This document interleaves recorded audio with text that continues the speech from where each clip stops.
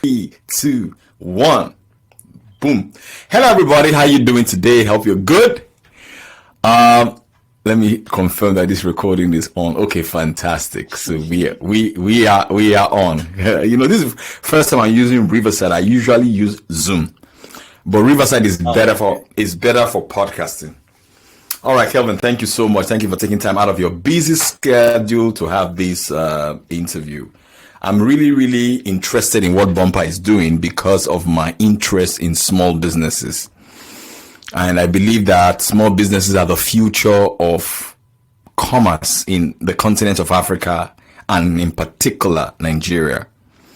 So first of all, I know that a lot of people know a bit about you, they've read about you and all that, but just like a Twitter version of who is Kelvin. Because before I start to throw in my questions. Yeah. I consider myself a young, innovation management. I'm not even sure. I don't want to use the big term. So I would engineer. I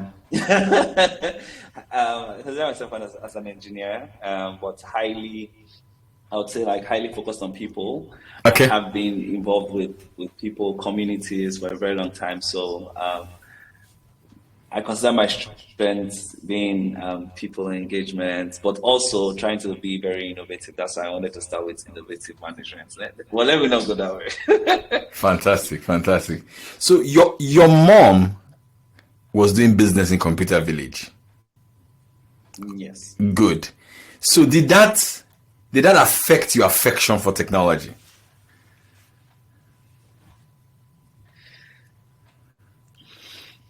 My affection for technology, I don't know if it started from there. Interestingly, I've always because I know that even at your 200 level, you started your first technology business. Yeah, so I've always just been interested and fascinated by engineering, and so I love building cars. Yeah. That's why I even went to study mechanical engineering, because I love building cars. I wanted to build my own flying car. All of those things I watch were Zeta, more futuristic sci-fi cartoons. Even till today, I still love sci-fi.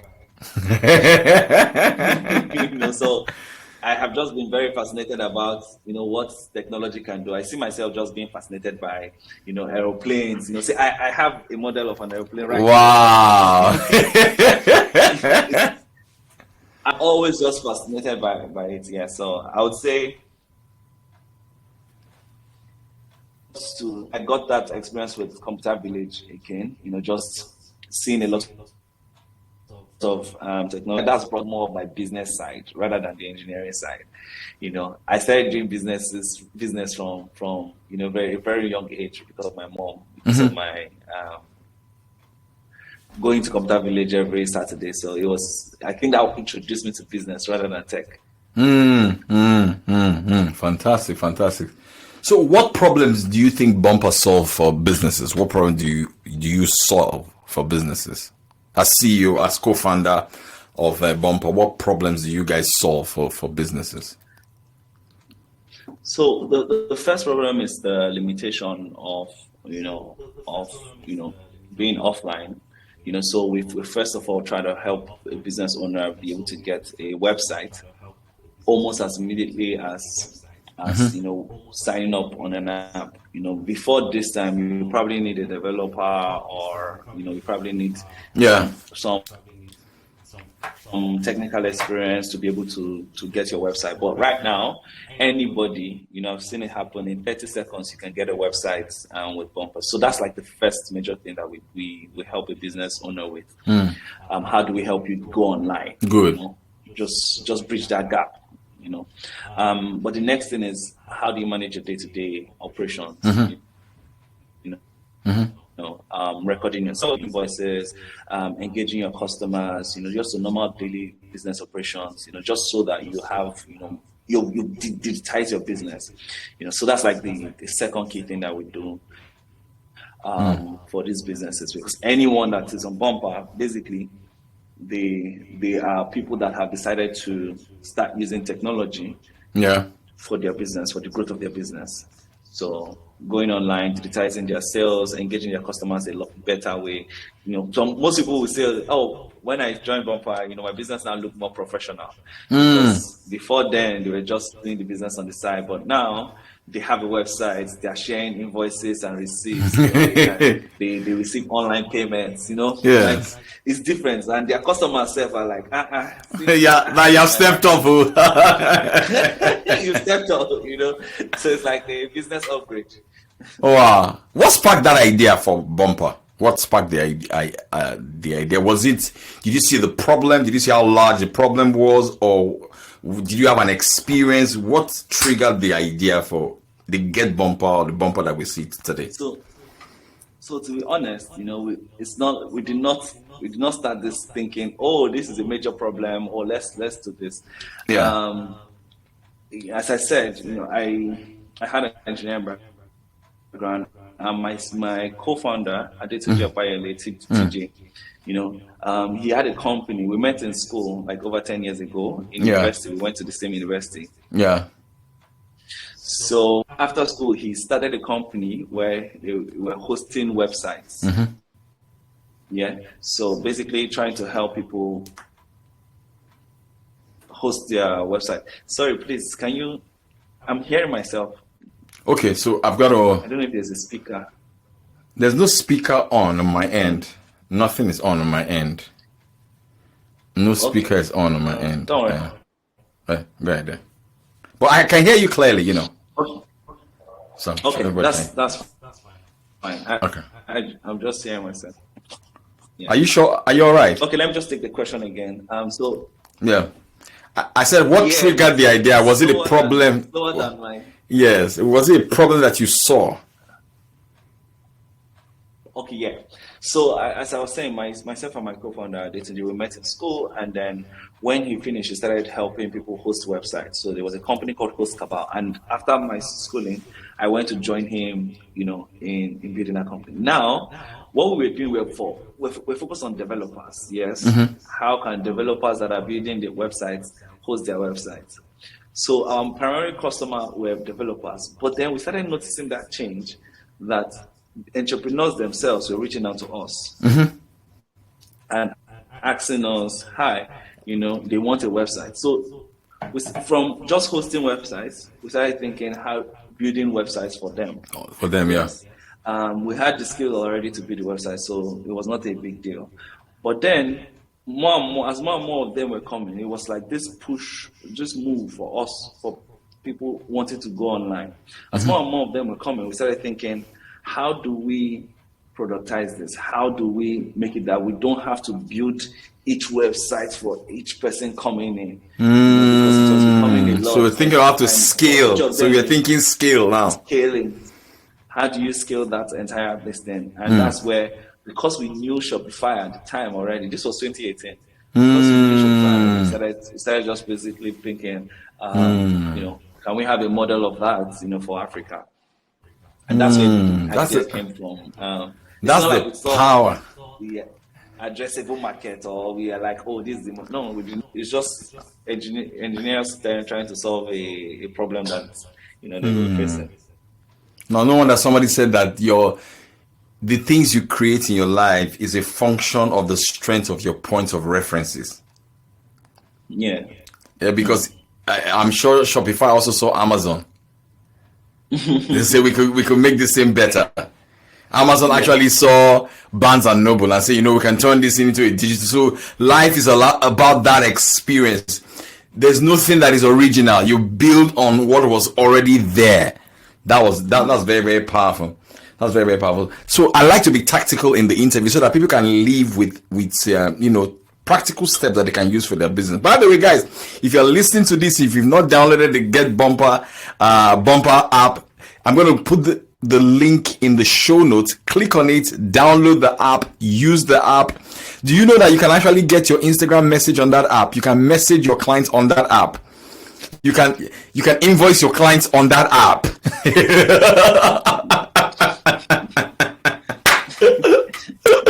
All right. So, Kevin, how did you get your first 10 customers or your first 100 paying customers? What practical steps did you guys take, you and your team, to get your first, when you saw the first 10 customers, the first 100 customers, you were like, whoa, we're onto something here? So I think the good thing was that, as I mentioned, we were already building websites for people. So when we wanted to do this, they were sort of like the first customers. But I had to do some research. So I don't know if you know Ikota. I know Ikota shopping complex, yeah. Yes. A lot of traffic in that area. That entire complex. I walked that entire complex, speaking shop by shop. This one will say, my organo day. This one will say, I don't want to go, Wow. We got a few people. Wow. So like that's I was living in Naija, so that was like the closest. No, wait, Kelvin, don't go for. Let me just say something here quickly. This is what Paul Graham calls doing things that don't scale. He had a long essay on it. He said even Stripe, when they first started, when they were in YC, that's the founders of Stripe, the Collison brothers. They will carry their laptop to coffee shops upon coffee shops. What are you using for a payment? Are you using Stripe? They were onboarding people physically. So you're on the right track. I really, really like that. I still do it today. Like even I was just with a supermarket owner on Friday. That was yesterday. Trying to understand how they are doing, because we have a version that is coming out for supermarket owners. Good. I have like my customers are usually shocked when I'm the one that called them. My business. Who else? I like that. If there's an issue, I jump on it. I like that. I like that. So something happened to me, Kelvin. I have a subscription product. It's a learning subscription product on WhatsApp where I teach sales and marketing every single day. So I used a company called Groupify. All right. So I look at the back end and I look at people who have abandoned carts. Right. They wanted to subscribe, but they didn't subscribe. So the message is automated, but I also put a twist to it and I send it to everybody. They are always shocked that you message me to jump on a 5,000 a month product. I say Spotify will message you to jump on a £6 a month subscription, because people think about scale, not just the one that you're thinking about. So this is a big lesson to all you entrepreneurs listening to us right now. Sometimes, Kevin, it's because of pride and ego that's why the entrepreneurs, they don't do the grunt work that you're talking about. They don't do it. So that when they employ people to start doing this thing, they don't really have war stories to share with the people. I don't know if you know what I mean. Like Kevin, right now, there's nothing a salesperson or a marketing person can tell you about this grunt work, because you've done it, you've been there, you got a couple of t-shirts from it. And I'm still doing it. And you're still doing it. So just recently, somebody reached out to me and said, they just spoke to a customer at their friend that has a shop in Victoria Island, that I should send one of my people to come there. I said, I'm coming. Why? I say, let me come. Wow. So the thing is that they treated me well. They even bought something for me. But then I was the one. I started there. Yes. The lady, she paid for a year. Wow. She got on board. She paid for wow. a year. Like she just found it, powerful. Wow. Business, exactly what she needed. Wow, Kevin, I'm very, very proud. I love this. I mean, this is a company that has. That's so powerful. So if some people, if they've raised $4 million in their first round, they won't do this type of work there. They will be Ghana.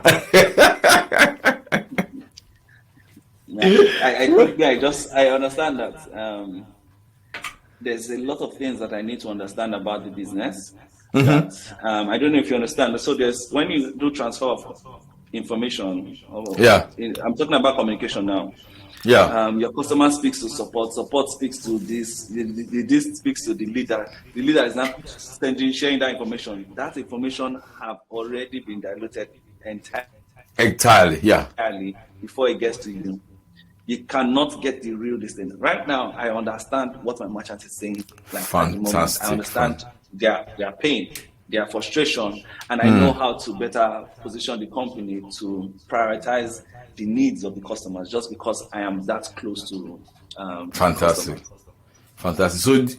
So are you documenting this process, this experience, so that by the time you get way bigger than this, you have a CMO, so that are you templatizing this so that once the next player that takes over this position from you, they just work with the playbook?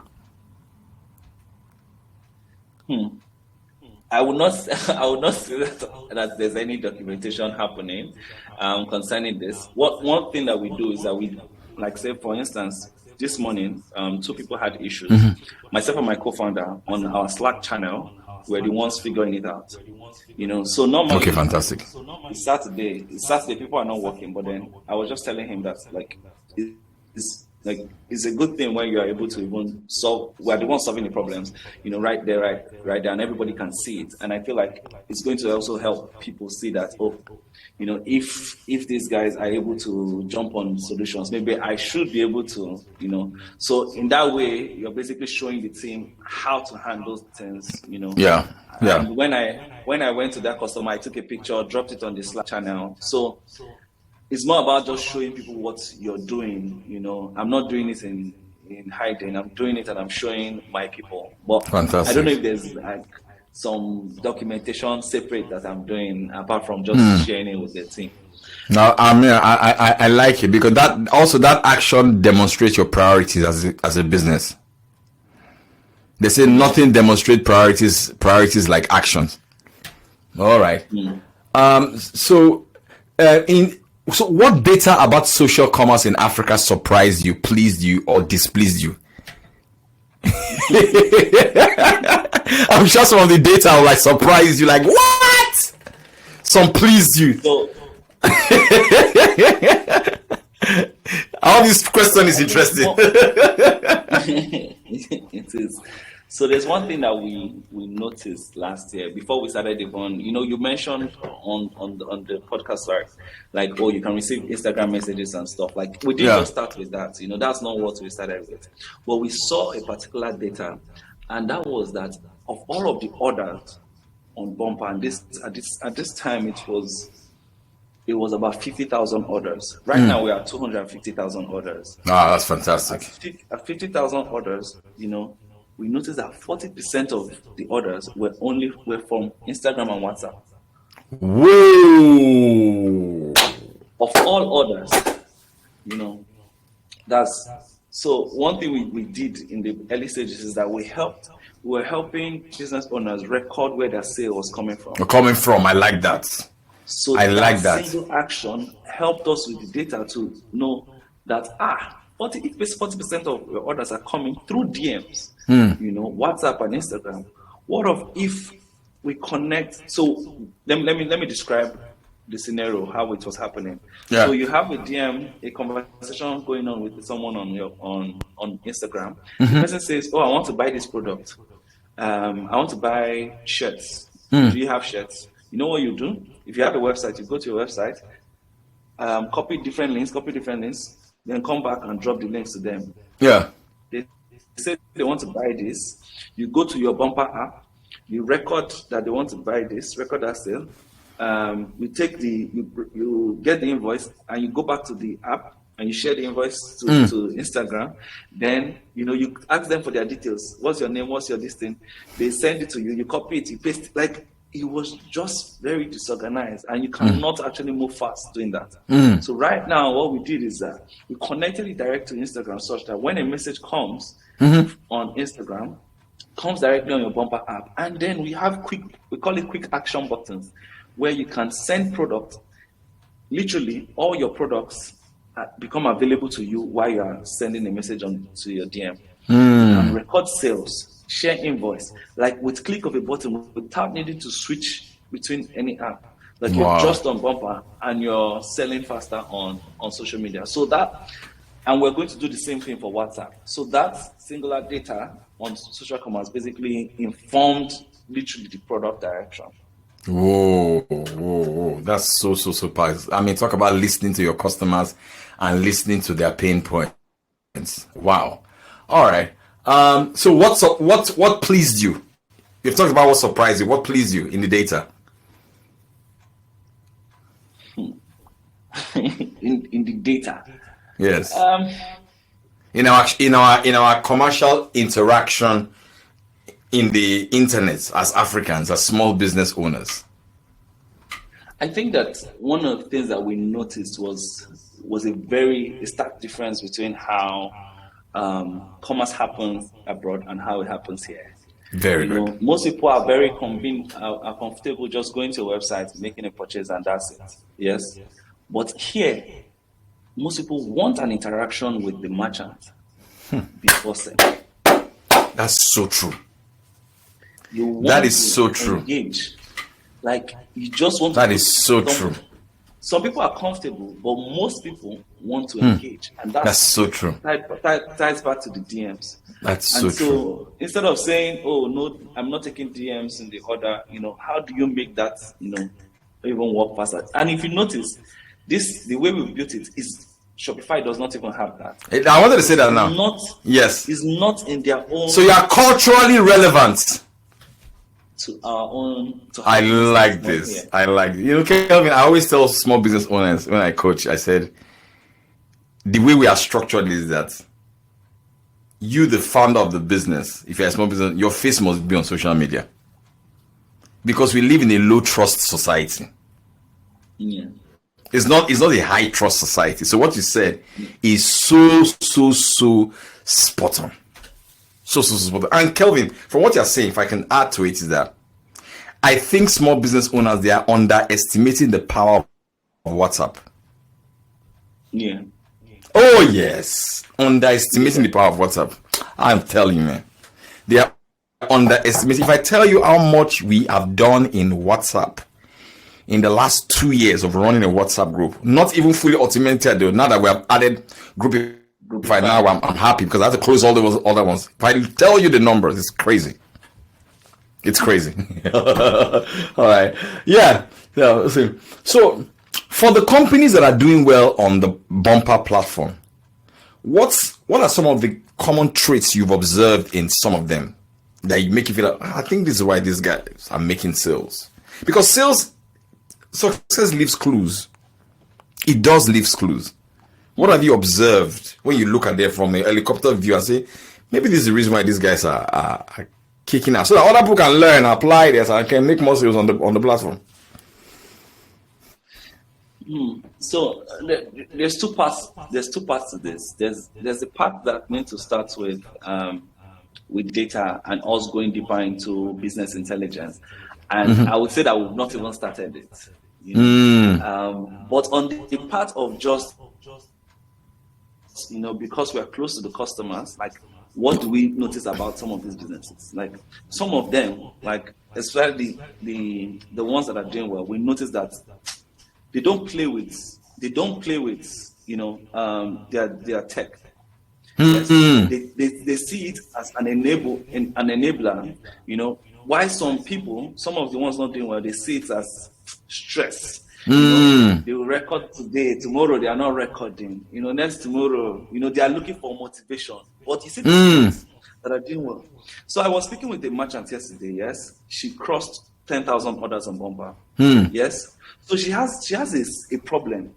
Yes, this is not on BUMPA, but she was just asking me as per just advice. And something came up and she was talking about an order that she recorded. And her staff was asking her, she was narrating to me, and her staff was asking her, maybe you got this order and you did not record it. She said it's not possible. That there's no order that is not on BUMPA. Like, I like it's that. Wired. It's wired. Yes. You know how your business is because you don't play with your data. Yes. You don't play with your tech because you understand the importance. Yes. Of how this can basically change your business. So that's like one stark difference that you would see with someone that is doing well and the people that are not necessarily doing well. Like they don't necessarily take it that serious. They feel Seriously, like it's a nice to have. Yeah, it's not a must have. Not a must have. Awesome, man. So, if you had to do BUMPA all over again, which role will you hire first and why? I'm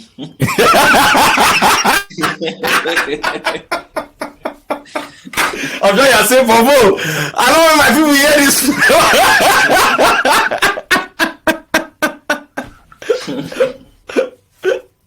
Yeah, why? Because I've asked that question a lot in all my podcasts, and I know the answer people give to me, but I always want to know why. I asked a lady that has a technology company as well. She has over like 300,000 users of her product. She said it's powerful, it's sales. Period. If I have to do all over again, sales. Go ahead, tell me. You can't be stinky. No, you don't have to answer the question. You can be diplomatic about the answer. But I mean, just tell us why. I think one good. Can you hear me?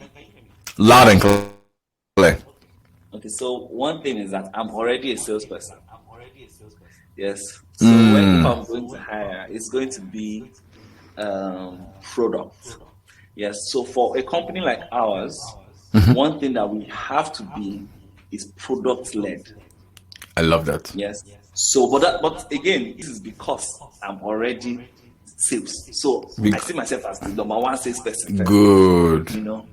But if I was focus on engineering, then the first thing I would do is sales, because as I said, in the beginning time, I was going out there engaging customers. Like, if you don't start with that engagement, you'll probably just miss it out from the beginning. So that's why if you're an engineering team, core engineering team, you need to get a salesperson first, to ensure that you have that connection with them, because most engineers are not necessarily connected with their customers.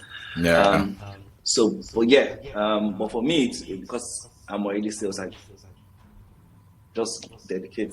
I do the sales by myself, so I do not necessarily have to hire. Cool. Fair enough. So, round of questions as we begin to wrap up. Is there a book, a podcast, a YouTube video that has really, really impacted you, or what are you currently reading? Or if you're not a reading person, are you a podcast person or YouTube video person? Or for some people, they just have great conversations with their mentors. How do you stay fresh? I think it's a little bit of all. So it's a little bit of all. So for instance, I like listening to podcasts sometimes, especially say when I'm in the room during the weekends. Like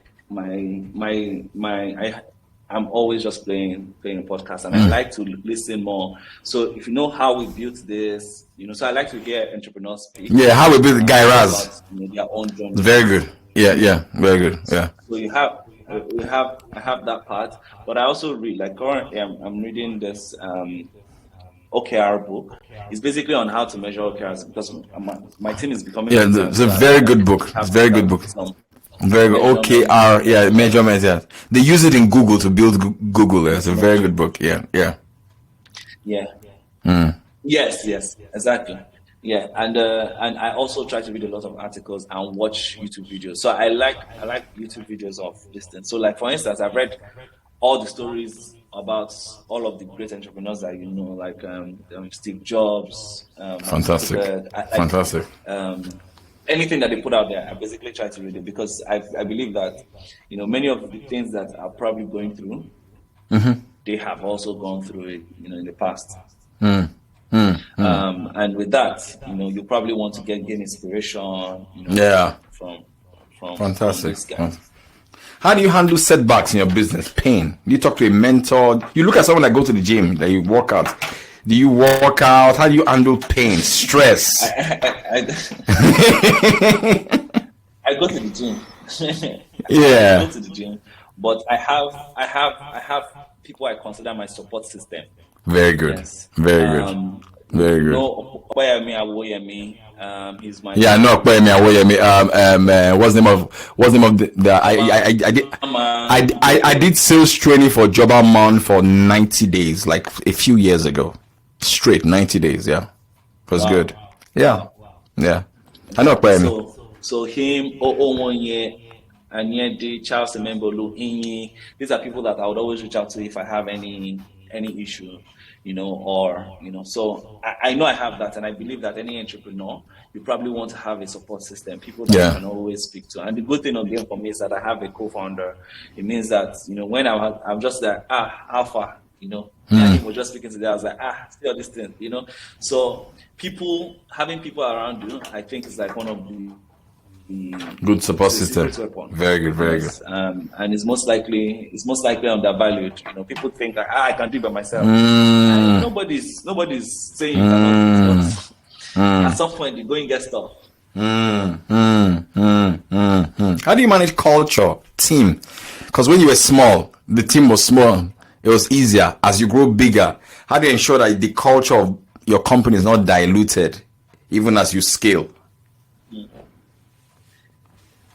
I would say this part is, the part that we're still figuring out. I try to read books on it and articles around it, but one thing I understand about culture from myself now, is that culture is more about how do you create balance in an organization. Yes. How do you match your expectations of people to what is even possible that you can do? People feel pressured when you are asking more of them than what is possible that they do. Like for instance, you have an intern and you're expecting the intern to work as a head of growth. That not gonna work. Yeah. Safe, yeah. Secure, or even just in an environment. So you're expecting a lot. How are you giving them a lot to ensure that they are also? So it's just that balance. How do you ensure that as you're working hard, they're playing? There's also the playful part that people are being engaged. So I would say that that's like one of the key things that I'm trying to do now, or I've been trying to focus on, creating that balance in the organization. Wow. Kevin, this has been a fascinating conversation. Very, very, very fascinating. And I'm sure that the listeners of the podcast would learn a lot. But of course, guys, I really want you guys to go and get the app. I'm going to keep the link in the show notes. Click on it, download the app, use it, write a review for us, and let other people know. Any word of encouragement to an entrepreneur out there you want to give to someone as we call this a wrap? Entrepreneurs, I'm an entrepreneur also. So when serving business owners like myself, one of the key things that I know for people like us is that we always show up. No matter how tough it is, man. I usually have a frame on my distance say keep showing up. I like that. That's one thing I always tell any entrepreneur. I like that. Keep showing up day to day. No matter what happened yesterday, today you're up again and you're like, that's right. Let's get this bread. Showing up. And at some point everything is just going to make sense, in the future. As like the Steve Jobs puts it says, the dots will connect. We are looking backwards. Yes. the dots will connect. All of the things that you've done, the things that you're doing will basically connect. And that's how I feel my life has been. All the things that I've done, all those, when I started the company back then, when in school. In school, 200 level. Yeah. Connected to where I am today and what I'm doing currently. So just keep showing up. Wow. This has been a fascinating conversation. Thank you so much, Mr. Kelvin.